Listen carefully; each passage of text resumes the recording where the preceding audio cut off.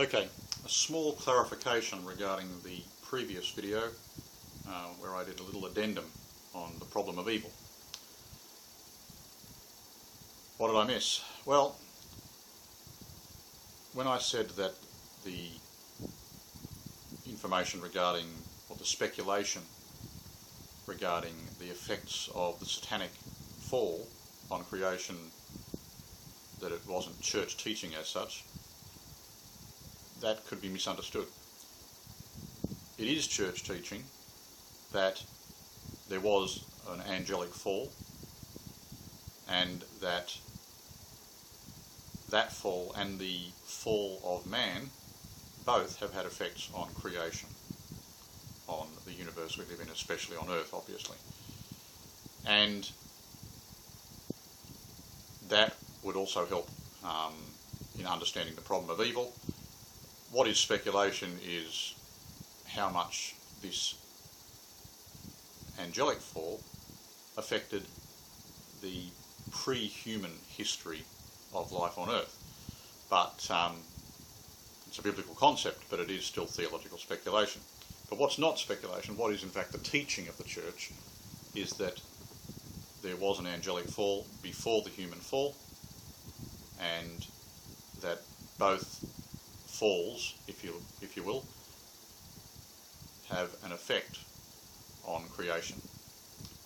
And that helps answer the question some people have, alright, we can understand that people's sinfulness leads to human suffering.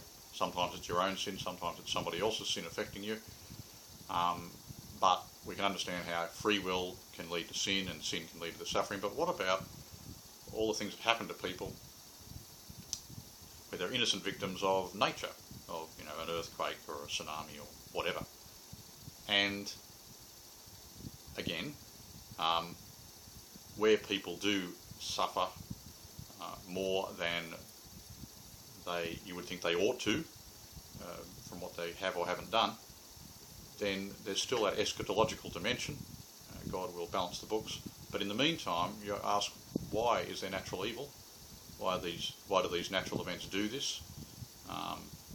Well, creation is not all it is meant to be now. That is church teaching, that creation is imperfect, and partly as a result of the fall.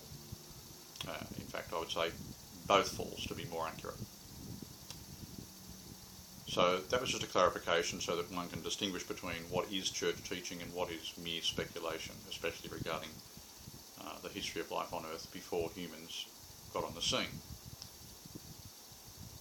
Alright, so that addresses directly the question of natural evil, as it's sometimes called, or the suffering that occurs because of purely natural events that have no obvious human cause. So that's an important thing to keep in mind. Another aspect to that, I suppose, is the question of, well, what about when accidents happen or natural events happen and people's lives are cut short, quite apart from the pain and suffering? What about the fact that people die young, or younger than they ought to? This is one where I have a hard word to say, you might put it that way. A word that's difficult to hear, but it's a true word. If none of us can do anything, nothing whatsoever, to earn our existence is a gift.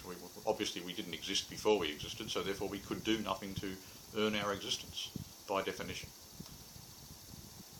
But if that's true, and our existence is a gift, we did nothing to earn it, then we aren't owed any particular length of life. I mean, if life itself is a gift, then it's a gift. It's not something we've earned, it's not something we're entitled to. God is not obligated to give us any particular length of life. And so therefore, quite apart from the question of suffering, which I've already dealt with, the question of death, especially so-called early death, is really not that big an issue in terms of theology. It's obviously a big issue emotionally for people, huge issue. But there's no theological or moral principle involved, because nobody is owed any particular length of life. They can't be, by definition. Once it's gift, then There's no question of obligation. So, whilst it's a hard word to hear, it's the truth. It's scriptural truth, but it's also just straightforward, rational truth. You might say inescapable truth. Okay, that's the clarification on top of the addendum, on top of the 2 earlier videos. Thank you.